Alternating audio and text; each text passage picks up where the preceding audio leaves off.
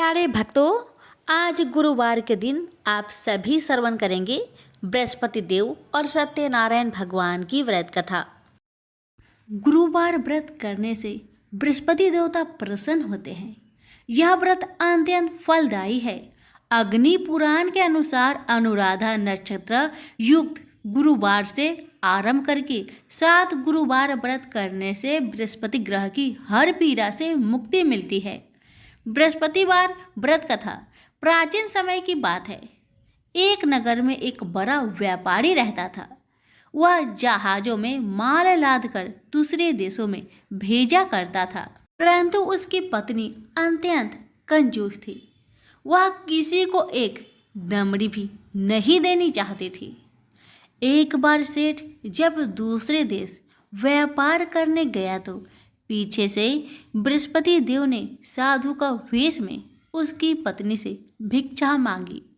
व्यापारी की पत्नी बृहस्पति देव से बोली, हे साधु महाराज, मैं इस दान और पुण्य से तंग आ गई हूँ। आप कोई ऐसा उपाय बताए जिससे मेरा सारा धन नष्ट हो जाए और मैं आराम से रह सकूं। मैं यह धन लुटता हुआ नहीं देख सकती।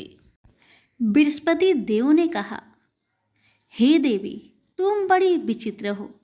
संतान और धन से कोई दुखी होता है? अगर अधिक धन है तो इसे शुभ कार्यों में लगाओ। कुंवारी कन्याओं का विवाह कराओ। विद्यालय और बाग बगीचों का निर्माण कराओ। ऐसे पुण्य कार्य करने से तुम्हारा लोक परलोक सार्थक हो सकता है। परंतु साधु की इन बातों से व्यापारी की पत्नी को खुशी नहीं हुई। उसने कहा, मुझे ऐसी धन की आवश्यकता नहीं है जिसे मैं दान में दूं। तब बृहस्पति देव बोले, यदि तुम्हारी ऐसी इच्छा है तो तुम एक उपाय करना। 7 बृहस्पतिवार घर को गोबर से लिपना। अपने केशों को पीली मिट्टी से धोना। केशों को धोते समय स्नान करना। व्यापारी से हजामत बनाने को कहना। भोजन में मांस मदिरा खाना। कपड़े अपने घर धोना। ऐसा करने से तुम्हारा सारा धन नष्ट हो जाएगा। इतना कहकर बृहस्पति देव अंतर्ध्यान हो गए। व्यापारी की पत्नी ने बृहस्पति देव के कहे अनुसार 7 बृहस्पतिवार वैसा ही करने का निश्चय किया। केवल 3 बृहस्पतिवार बीते थे कि उसके समस्त धन संपत्ति नष्ट हो गई और वह परलोक सिधार गई। जब व्यापारी वापस आया तो उसने देखा कि उसका सब कुछ नष्ट हो चुका है। उस व्यापारी ने अपनी पुत्री को सत्वाना दी और दूसरे नगर जाकर बस गया। वहाँ वह जंगल से लकड़ी काटकर लाता और शहर में बेचता। इस तरह वह अपना जीवन व्यतीत करने लगा। एक दिन उसकी पुत्री ने दही खाने की इच्छा प्रकट की, लेकिन व्यापारी के पास दही खरीदने के पैसे नहीं थे। वह अपनी पुत्री को अवशासन देकर जंगल में लकड़ी काटने चला गया। वहाँ एक वृक्ष के नीचे बैठ अपनी पूर्व दशा पर विचार कर रोने लगा। उस दिन बृहस्पतिवार था। तभी वहाँ बृहस्पति देव साधु के रूप में सेठ के पास आए और बोले, हे मनुष्य, तू इस जंगल में किस चिंता से बैठा है? तब व्यापारी बोला, हे महाराज, आप सब कुछ जानते हैं। इतना कहकर व्यापारी अपनी कहानी सुनाकर रो पड़ा। बृहस्पति देव बोले, देखो बेटा, तुम्हारी पत्नी ने बृहस्पति देव का अपमान किया था, इसी कारण तुम्हारा यह हाल हुआ है। लेकिन अब तुम किसी प्रकार की चिंता मत करो। तुम गुरुवार के दिन बृहस्पति देव का पाठ करो। 2 पैसे के चने और गुड़ को लेकर जल के लोटे में शक्कर डालकर वह अमृत और प्रसाद अपने परिवार के सदस्यों और कथा सुनने वालों में बांट दो। स्वयं भी प्रसाद और चनरा मिलेट लो। भगवान तुम्हारा अवश्य कल्याण करेंगे।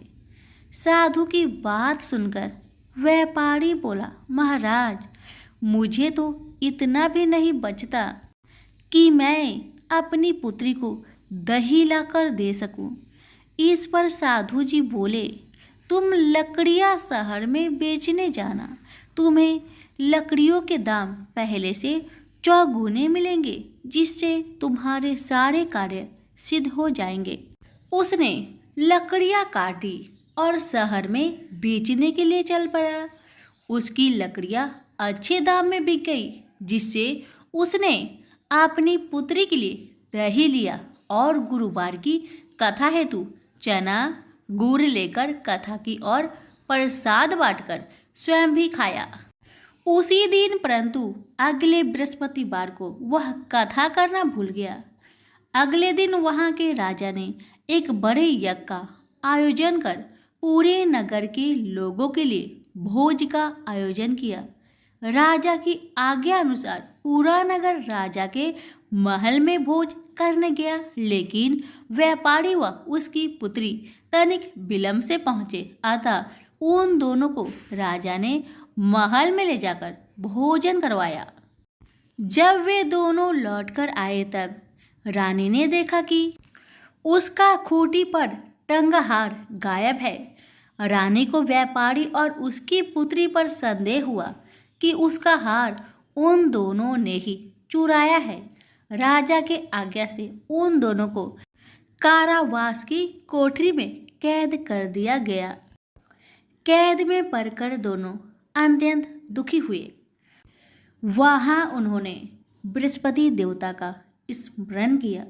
बृहस्पति देव ने प्रकट होकर व्यापारी को उसकी भूल का आभास कराया और उन्हें सलाह दी कि गुरुवार के दिन कैद खाने के दरवाजे पर तुम्हें 2 पैसे मिलेंगे।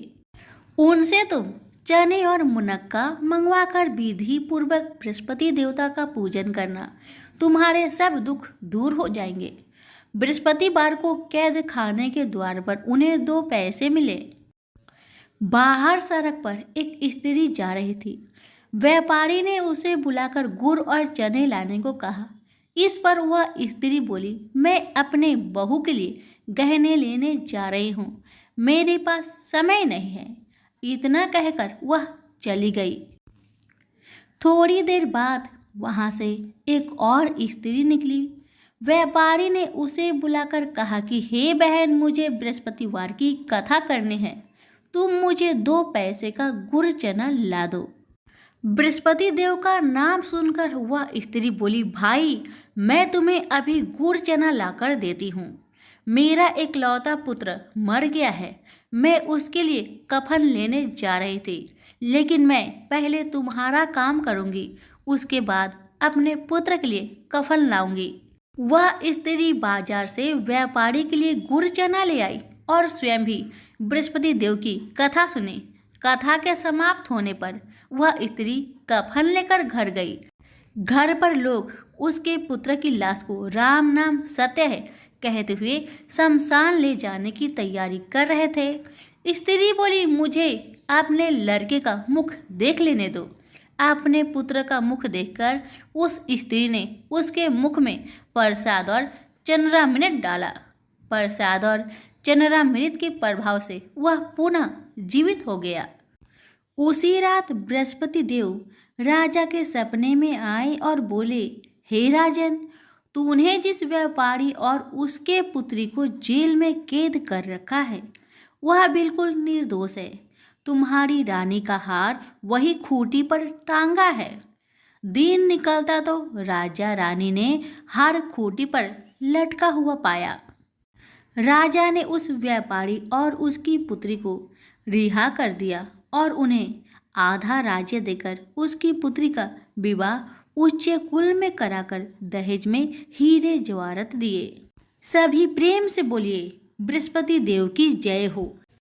एक समय की बात है, नैमिषारण्य तीर्थ में सौनकादि 88,000 ऋषियों ने श्री सूत जी से पूछा, हे प्रभु, इस कलयुग में वेद विद्या रहित मनुष्य को प्रभु भक्ति किस प्रकार मिल सकती है तथा उनका उद्धार कैसे होगा? हे मुनि श्रेष्ठ, कोई ऐसा तप बताइए जिससे थोड़े समय में ही पुण्य मिले और मनोवांछित फल भी मिल जाए। इस प्रकार की कथा सुनने की हम इच्छा रखते हैं। सर्व शास्त्रों के ज्ञाता सूत जी बोले, हे वैष्णवों, मैं पूज्य आप सभी ने प्राणियों के हित की बात पूछी है, इसलिए मैं एक श्रेष्ठ व्रत को आप लोगों को बतलाऊंगा, जिसे नारद जी ने लक्ष्मी नारायण जी से पूछा था और लक्ष्मीपति ने मुनि श्रेष्ठ नारद जी से कहा था। आप सब इसे ध्यान से सुनिए। एक समय की बात है, योगीराज नारद जी दूसरों के हित की इच्छा लिए अनेकों लोकों में घूमते हुए मृत्यु लोक में आ पहुंचे। यहाँ उन्होंने अनेक योनियों में जन्मे प्राय सभी मनुष्यों को अपने कर्मों द्वारा अनेकों दुख से पीड़ित देखा। उनका दुख देख नारद जी सोचने लगे कि कैसा यत्न किया जाए, इसके करने से निश्चित रूप से मानव के दुखों का अंत हो जाए। इसी विचार पर मनन करते हुए वह विष्णु लोक में गए। वह देवों के इस भगवान नारायण की स्तुति करने लगे, जिनके हाथों में शंख, चक्र, गदा और पद्म थे, गले में वरमाला पहने हुए थे। स्तुति करते हुए नारद जी बोले, हे भगवान, आप अत्यंत शक्ति से संपन्न हैं। मन तथा वाणी भी आपको नहीं पा सकती है। आपका यदि मध्य तथा अंत नहीं है, निर्गुण स्वरूप सृष्टि के कारण भक्तों के दुख को दूर करने वाले आपको मेरा नमस्कार है। नारद जी की स्तुति सुन विष्णु भगवान बोले, हे मुनि श्रेष्ठ, आपके मन में क्या बात है? आप किस काम के लिए पधारे हैं, उसे निसंकोच कहो। इस पर नारद मुनि बोले कि मृत्यु लोक में अनेक योनियों में जन्मे मनुष्य अपने कर्मों के द्वारा अनेकों दुख से दुखी हो रहे हैं। हे नाथ, आप मुझ पर दया रखते हैं तो बताइए कि वो मनुष्य थोड़े प्रयास से ही अपने दुखों से कैसे छुटकारा पा सकते हैं। श्री हरि बोले, हे नारद, मनुष्य की भलाई के लिए तुमने बहुत ही अच्छी बात पूछी है, जिसके करने से मनुष्य मोह से छूट जाता है। वह बात मैं कहता हूँ, उसे सुनो। स्वर्ग लोक व मृत्यु लोक दोनों में एक दुर्लभ उत्तम व्रत है, जो पुण्य देने वाला है। आज प्रेम वश होकर मैं उसे तुमसे कहता हूँ। श्री सत्यनारायण भगवान का यह व्रत अच्छी तरह विधान पूर्वक करके मनुष्य तुरंत ही यहाँ सुख भोग कर मरने पर मोक्ष पाता है। श्री हरि के वचन सुन नारद जी बोले कि उस व्रत का फल क्या है और उसका विधान क्या है। यह व्रत किसने किया था, इस व्रत को किस दिन करना चाहिए, सभी कुछ विस्तार से बताए। नारद की बात सुनकर श्री हरि बोले, दुख व शोक को दूर करने वाला यह व्रत सभी स्थानों पर विजय दिलाने वाला है। मानव को भक्ति व श्रद्धा के साथ शाम को श्री सत्यनारायण की पूजा धर्म परायण होकर ब्राह्मणों व बंधुओं के साथ करनी चाहिए। भक्ति भाव से ही नैवेद्य केले का फल, घी, दूध और गेहूं का आटा सवाया ले। गेहूं के स्थान पर साठी का आटा, शक्कर तथा गुड़ लेकर वह सभी भक्षण योग्य पदार्थों को मिलाकर भगवान का भोग लगाए। ब्राह्मणों सहित बंधु बांधवों को भी भोजन कराए। उसके बाद स्वयं भोजन करे और भजन कीर्तन के साथ भगवान की भक्ति में लीन हो जाए। इस तरह से सत्यनारायण भगवान का यह व्रत करने पर मनुष्य की सारी इच्छाएं निश्चित रूप से ही पूरी होती है। इस कली काल अर्थात कलयुग में मृत्यु लोक में मोक्ष का यही एक सरल उपाय है। इति श्री सत्यनारायण व्रत कथा प्रथम अध्याय संपूर्ण।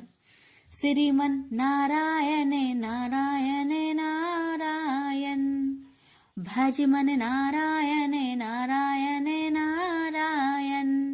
श्री सत्यनारायण भगवान की जय। सूत जी बोले, हे ऋषियों, जिसने पहले समय में इस व्रत को किया था उसका इतिहास कहता हूँ, ध्यान से सुनो। सुंदर काशीपुरी नगरी में एक अत्यंत निर्धन ब्राह्मण रहता था। भूख प्यास से परेशान हुआ धरती पर घूमता रहता था। ब्राह्मणों से प्रेम करने वाले भगवान ने एक दिन ब्राह्मण का भेष धारण कर उसके पास जाकर पूछा, हे ब्रीप, नित्य दुखी होकर तुम पृथ्वी पर क्यों घूमते हो? दीन ब्राह्मण बोला, मैं निर्धन ब्राह्मण हूँ, भिक्षा के लिए धरती पर घूमता हूँ। हे भगवान, यदि आप इसका कोई उपाय जानते हो तो बताइए। वृद्ध ब्राह्मण कहता है कि सत्यनारायण भगवान मनोवांछित फल देने वाले हैं, इसलिए तुम उनका पूजन करो। इसे करने से निश्चय सभी दुखों से मुक्त हो जाता है।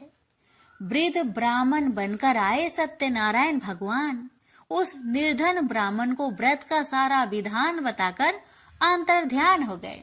मन मन ही मन सोचने लगा कि जिस व्रत को वृद्ध ब्राह्मण करने को कह गया है, मैं उसे जरूर करूंगा। यह निश्चय करने के बाद उसे रात में नींद नहीं आई। वह सवेरे उठकर सत्यनारायण भगवान के व्रत का निश्चय कर भिक्षा के लिए चला गया। उस दिन निर्धन ब्राह्मण को भिक्षा में बहुत धन मिला, जिससे उसने बंधु बांधवों के साथ मिलकर श्री सत्यनारायण भगवान का व्रत संपन्न किया। भगवान सत्यनारायण का व्रत संपन्न करने के बाद वह निर्धन ब्राह्मण सभी दुखों से छूट गया और अनेक प्रकार की संपत्तियों से युक्त हो गया। उसी समय से यह ब्राह्मण हर माह इस व्रत को करने लगा। इस तरह से सत्यनारायण भगवान के व्रत को जो भी मनुष्य करेगा वह सभी प्रकार के पापों से छूटकर मोक्ष को प्राप्त होगा। जो मनुष्य इस व्रत को करेगा वह भी सभी दुखों से मुक्त हो जाएगा। सूत जी बोले कि इस तरह से नारद जी से नारायण जी का कहा हुआ श्री सत्यनारायण व्रत को मैंने तुमसे कहा। हे ब्रीपो, मैं अब और क्या कहूँ? ऋषि बोले, हे मुनिवर, संसार में उस ब्रीप से सुनकर और किस किस ने इस व्रत को किया, हम सब इस बात को सुनना चाहते हैं। इसके लिए हमारे मन में श्रद्धा का भाव है। सूत जी बोले, हे मुनियों, जिसने इस व्रत को किया है वह सब सुनो। एक समय वही ब्रीप धन व ऐश्वर्य के अनुसार अपने बंधु बांधवों के साथ इस व्रत को करने को तैयार हुआ। उसी समय एक लकड़ी बेचने वाला बूढ़ा आदमी आया और लकड़ियां बाहर रखकर अंदर ब्राह्मण के घर में गया। प्यास से दुखी वह लकड़हारा उनको व्रत करते देख ब्रीप को नमस्कार कर पूछने लगा कि आप यह क्या कर रहे हैं तथा इसे करने से क्या फल मिलेगा, कृपया मुझे भी बताइए। ब्राह्मण ने कहा कि सब मनोकामनाओं को पूरा करने वाला यह सत्यनारायण भगवान का व्रत है। इनकी कृपा से ही मेरे घर में धान्य धान्य आदि की वृद्धि हुई है।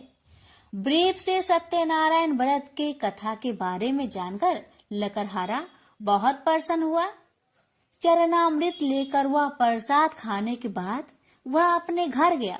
लकड़हारे ने अपने मन में संकल्प किया कि आज लकड़ी बेचने से जो धन मिलेगा उसी से श्री सत्यनारायण भगवान का उत्तम व्रत करूंगा। मन में इस विचार को ले बूढ़ा आदमी सिर पर लकड़ियां रख उस नगर में बेचने गया जहां धनी लोग ज्यादा रहते थे। उस नगर में उसे अपनी लकड़ियों का दाम पहले से 4 गुना अधिक मिलता है। बूढ़ा प्रसन्नता के साथ दाम लेकर केले, शक्कर, घी, दूध, दही और गेहूं का आटा ले और सत्यनारायण भगवान की व्रत की अन्य सामग्रियां लेकर अपने घर गया। वहां उसने अपने बंधु बांधवों को बुलाकर विधि विधान से सत्यनारायण भगवान का पूजन और व्रत किया। इस व्रत के प्रभाव से वह बूढ़ा लकड़हारा धन पुत्र आदि से युक्त होकर संसार के समस्त सुख भोग अंत काल में बैकुंठ धाम को चला गया। इति श्री सत्यनारायण व्रत कथा 2 अध्याय संपूर्ण। श्रीमन नारायण नारायण नारायण भज मन नारायण नारायण नारायण।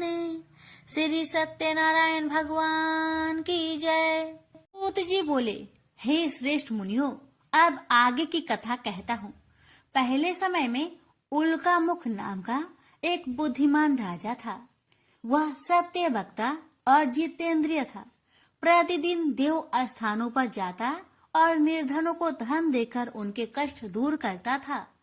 उसकी पत्नी कमल के समान मुख वाली तथा सती साध्वी थी।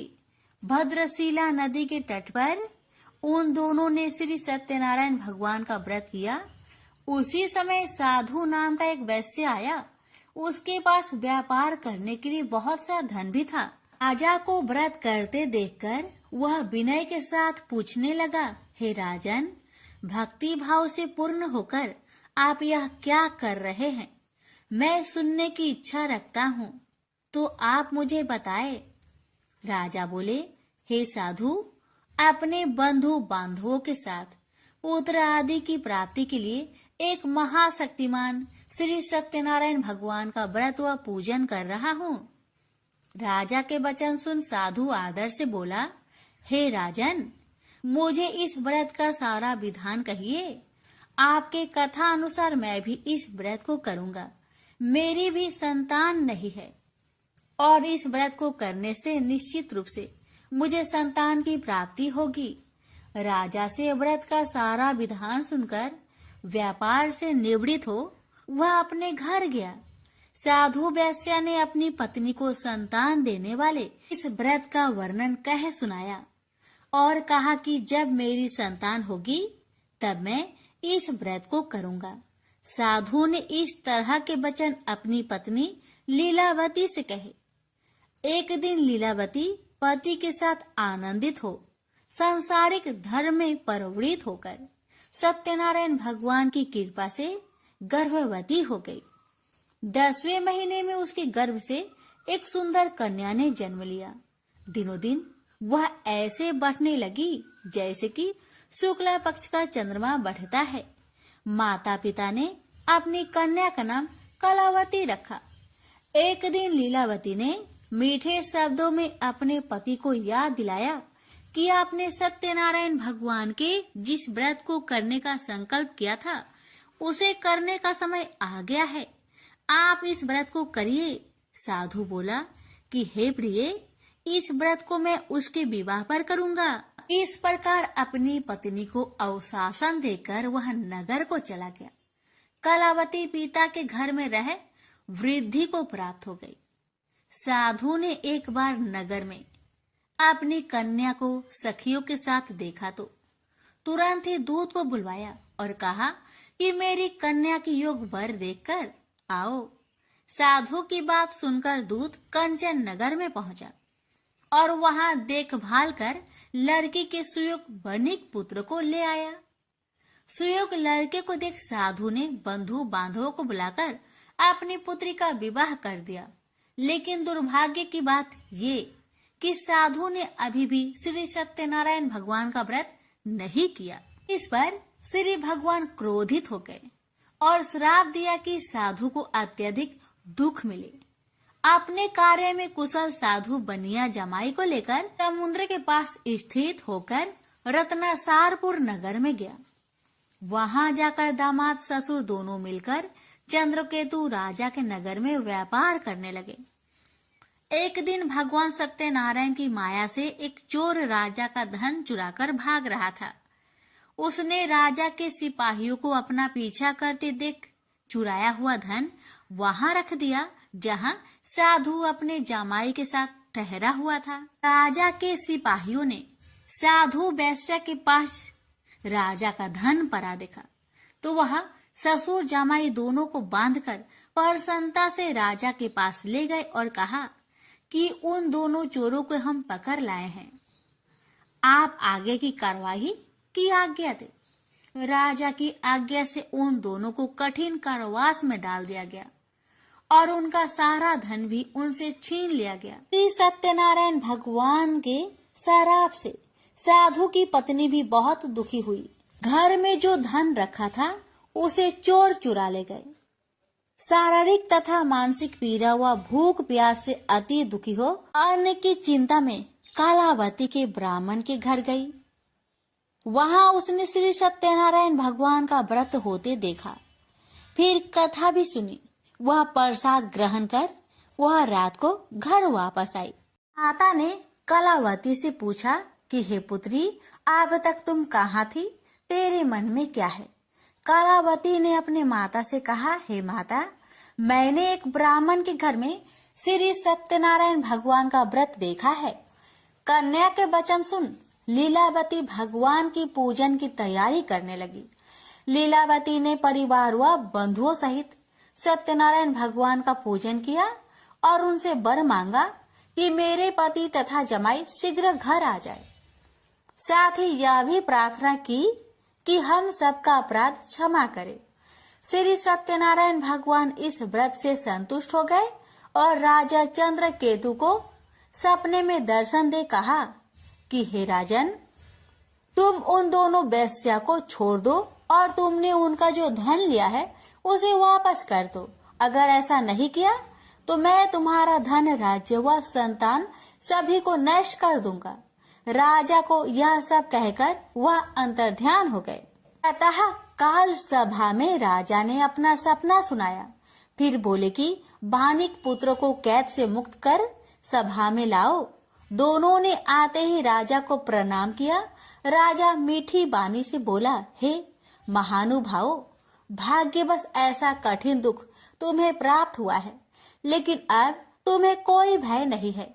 ऐसा कह राजा ने उन दोनों को नए वस्त्र भूषण भी पहनाए और जितना धन उनका लिया था उससे 2 गुना धन वापस कर दिया। दोनों वेश्या अपने घर को चल दिए। श्री सत्यनारायण व्रत कथा का 3रा अध्याय संपूर्ण। श्रीमन नारायण नारायण नारायण, भज मन नारायण नारायण नारायण। श्री सत्यनारायण भगवान की जय। सूत जी बोले, वैश्या ने मंगलाचार कर अपनी यात्रा आरंभ की और अपने नगर की ओर चल दिया। उसके थोड़ी दूर जाने पर एक दंड वेशधारी श्री सत्यनारायण ने उनसे पूछा, हे साधु, तेरी नाव में क्या है? अभिमानी बानिक हंसता हुआ बोला, हे दंडी, आप क्यों पूछते हो? क्या धन लेने की इच्छा है? मेरी नाव में तो बेल व पत्ते भरे हुए हैं। वैश्या के कठोर वचन सुन भगवान बोले, तुम्हारा वचन सत्य हो। दंडी ऐसे वचन कहे वहां से दूर चले गए। कुछ दूर जाकर समुद्र के किनारे बैठ गए। दंडी के जाने के बाद साधु वैश्या ने नित्य क्रिया के पश्चात नाव को ऊंची उठते देखकर अचंभा माना और नाव में बेल पत्ते आदि देख वह मूर्छित हो जमीन पर गिर पड़ा। मूर्छा खोलने पर वह अत्यंत शोक में डूब गया। तब उसका दामाद बोला कि आप शोक न मनाए, यह दंडी का श्राप है, इसलिए हमें उनकी शरण में जाना चाहिए, तभी हमारी मनोकामना पूरी होगी। दामाद की बात सुनकर वह दंडी के पास पहुंचा और अत्यंत भक्ति भाव नमस्कार करके बोला, मैंने आपसे जो असत्य वचन कहे थे उनके लिए मुझे क्षमा दे। ऐसा कहकर महान शोकातुर हो रोने लगा। दंडी भगवान बोले, हे बानिक पुत्र, मेरी आज्ञा से बार बार तुम्हें दुख प्राप्त हुआ है। तू मेरी पूजा से विमुख हुआ। साधु बोला, हे भगवान, आपकी माया से ब्रह्मा आदि देवता भी आपके रूप को नहीं जानते, तब मैं अज्ञानी कैसे जान सकता हूँ? आप प्रसन्न होइए, अब मैं सामर्थ्य के अनुसार आपकी पूजा करूँगा। मेरी रक्षा करो और पहले के समान नौका में धन भर दो। साधु वैश्य के भक्ति पूर्वक वचन सुनकर भगवान प्रसन्न हो गए और उसकी इच्छा अनुसार वरदान देकर अंतर्ध्यान हो गए। ससुर जमाई जब नाव पर आए तो नाव धन से भरी हुई थी। फिर वही अपने अन्य साथियों के साथ सत्यनारायण भगवान का पूजन कर अपने नगर को चल दिए। जब नगर के नजदीक पहुँचे तो दूत को घर पर खबर करने के लिए भेज दिया। दूत साधु की पत्नी को प्रणाम कर कहता है कि मालिक अपने दामाद सहित नगर के निकट आ गए हैं। दूत की बात सुन साधु की पत्नी लीलावती ने बड़े हर्ष के साथ सत्यनारायण भगवान का पूजन कर अपनी पुत्री कलावती से कहा कि मैं अपने पति के दर्शन को जाती हूँ, तो कार्य पूर्ण कर शीघ्र आ जाना। माता के ऐसे वचन सुन कलावती जल्दी में प्रसाद छोड़ अपने पति के पास चली गई। प्रसाद की अवज्ञा के कारण श्री सत्यनारायण भगवान रुष्ट हो गए और नाव सहित उसके पति को पानी में डुबो दिए। कलावती अपने पति को वहां ना पाकर रोती हुई जमीन पर गिर गई। नौका को डूबा हुआ देख वह कन्या को रोता देख साधु दुखी होकर बोला कि हे प्रभु, मुझसे तथा मेरे परिवार से जो भूल हुई है उसे क्षमा करे। साधु के दीन वचन सुनकर श्री सत्यनारायण भगवान प्रसन्न हो गए और आकाशवाणी हुई, हे साधु, तेरी कन्या मेरे प्रसाद को छोड़कर आई है, इसलिए उसका पति अदृश्य हो गया है। यदि वह घर जाकर प्रसाद खाकर लौटती है तो इसे उसका पति अवश्य मिलेगा।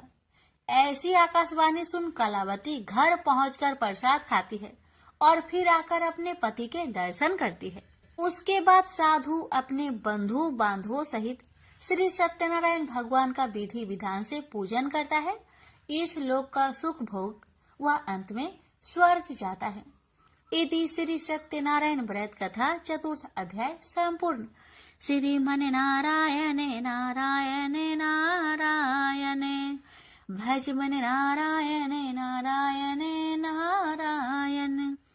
श्री सत्यनारायण भगवान की जय। श्री सूत जी बोले, हे ऋषियों, मैं और भी एक कथा सुनाता हूँ, उसे भी ध्यान पूर्वक सुनो। प्रजा पालन में लीन तुंगध्वज नाम का एक राजा था। उसने भी भगवान का प्रसाद त्याग कर बहुत ही दुख प्राप्त किया। एक बार वन में जाकर वन्य पशुओं को मारकर वह बर के पेड़ के नीचे आया। वहां उसने ग्वालों को भक्ति भाव से अपने बंधुओं सहित सत्यनारायण भगवान का पूजन करते देखा। अभिमान बस राजा ने उन्हें देखकर भी पूजा स्थान में नहीं गया, न ही उसने भगवान को नमस्कार किया। ग्वालों ने राजा को प्रसाद दिया, लेकिन उसने वह प्रसाद नहीं खाया और प्रसाद को वही छोड़कर वह अपने नगर को चला गया।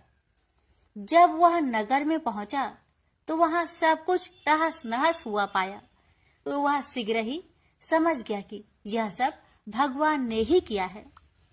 वह दोबारा ग्वालों के पास पहुंचा और विधि पूर्वक पूजा कर प्रसाद खाया, तो श्री सत्यनारायण भगवान की कृपा से सब कुछ पहले जैसा हो गया।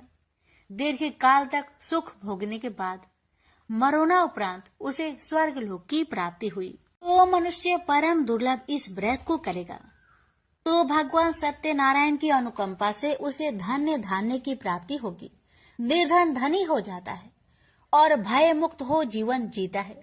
संतानहीन मनुष्य को संतान सुख मिलता है और सारे मनोरथ पूर्ण होने पर मानव अंत काल में वैकुंठ धाम को जाता है। सूत जी बोले, जिन्होंने पहले इस व्रत को किया है, अब उनके दूसरे जन्म की कथा कहता हूँ। वृद्ध संतानंद ब्राह्मण ने सुदामा का जन्म लेकर मोक्ष की प्राप्ति की। लकरहारे ने अगले जन्म में निषाद बनकर मोक्ष प्राप्त किया। उल्कामुख नाम का राजा दशरथ होकर बैकुंठ को गए। साधु नाम के वैश्य ने मोर ध्वज बनकर अपने पुत्र को आड़े से चीरकर मोक्ष पाया। महाराज तुंगध्वज ने स्वयंभू होकर भगवान में भक्ति युक्त हो कर्म कर मोक्ष पाया। श्री सत्यनारायण व्रत कथा का 5वां अध्याय संपूर्ण हुआ। श्रीमन नारायण नारायण नारायण भज मन नारायण नारायण नारायण। श्री सत्यनारायण भगवान की जय। सत्यनारायण भगवान की आरती। जय लक्ष्मी रमना स्वामी, जय लक्ष्मी रमना, सत्यनारायण स्वामी जनपात के हरना। ओम जय लक्ष्मी रमना स्वामी, जय लक्ष्मी रमना। रत्न जरित सिंहासन अद्भुत छवि राजे, नारद करत नीराजन घंटा ध्वनि बाजे। ओम जय लक्ष्मी रमना स्वामी जय लक्ष्मी रमना। प्रकट भय काली कारण द्विज को दर्श दियो। बूढ़ा ब्राह्मण बनकर कंचन महल कियो। ओम जय लक्ष्मी रमना स्वामी जय लक्ष्मी रमना। दुर्बल भील कठारो जिन पर कृपा करी। चंद्रचूड़ एक राजा तिनकी विपत्ति हारी। ओम जय लक्ष्मी रमना स्वामी जय लक्ष्मी रमना। वैश्य मनोरथ पावो श्रद्धा तज दिन ही। सो फल भोग्यो प्रभु जी फिर स्तुति किन्ही। ओम जय लक्ष्मी रमना स्वामी जय लक्ष्मी रमना। भाव भक्ति के कारण ने छिन छिन रूप धरियो। श्रद्धा धारण किन्ही तिनको काज सरियो। ओम जय लक्ष्मी रमना स्वामी जय लक्ष्मी रमना। ग्वाल वाल संग राजा वन में भक्ति कारी। मनोवांछित फल दीन्हो दीन दयाल हारी। ओम जय लक्ष्मी रमना स्वामी जय लक्ष्मी रमना। चढ़त प्रसाद सवायो कदली फल मेवा।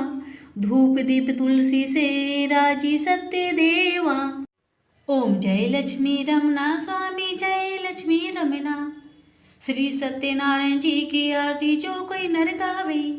रिद्धि सिद्धि सुख संपत्ति सहज रूपे पावे। जय लक्ष्मी रमना स्वामी जय लक्ष्मी रमना। सत्यनारायण स्वामी जनपातक हरना। प्रेम से बोलिए श्री सत्यनारायण भगवान की जय।